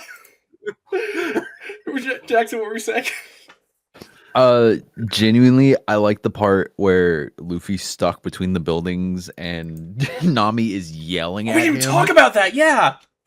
And he just like, when he's like, wait, Nico's here, and he just pushes 2 what I assume are like residential apartments. to the Abandonment, yes. ground. Just like he tosses him to the ground, and I'm like, oh my god, this dude. All while a massive tsunami is coming. Yeah, I He's did just forget stuck- about that. He's just stuck between 2 buildings. I'm like, aren't you rubber? Can't you like flatten yourself? Can't you do like rubber hose shit? I mean, he can, but he's also has bones, kind of. Like Well- he can't change his mass. Let's go back to the fact that like somebody with an incredible power is also incredibly stupid. Oh yeah, Luffy definitely fits into that.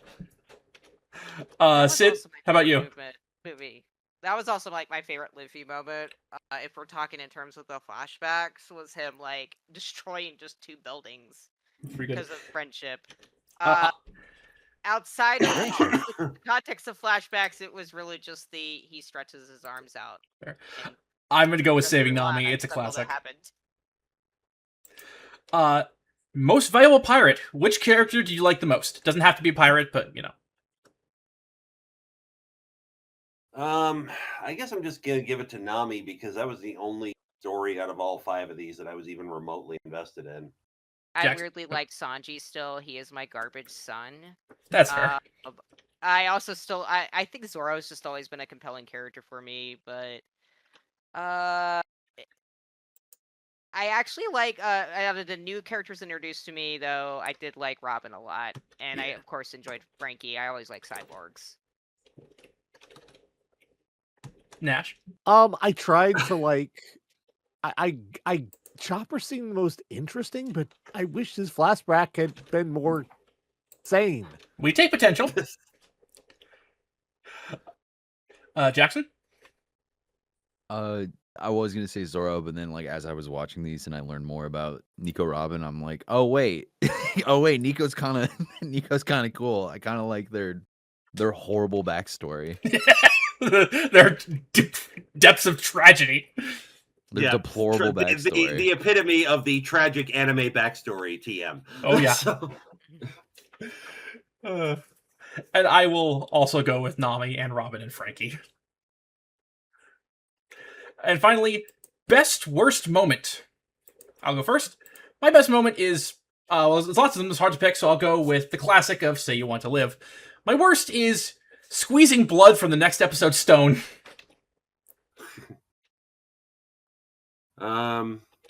Best moment for me was the villagers in Nami's flashback actually standing up to the fishmen. Worst moment is spending 5 goddamn episodes showing us the same cliffhanger and not resolving it. Yep. I think the best moment for me was Nico Robin just realizing she had friends all along, and I know it's like cheesy. Worst moment, There's I nothing think, cheesy about it. That's like the best moment. yeah, worst moment really was truly that fucking drawbridge scene Yeah. over and over. Like, okay, you can choose something else. Very glad I have this segment. One is. Jackson? I'm thinking the best. I'm like just the line read, like the realization, from Nico being like, I want to live and stuff, and just like the wailing of like, I want to live. Yeah, Take me with you. Props to Stephanie Young for that incredible line delivery. I felt it in my throat.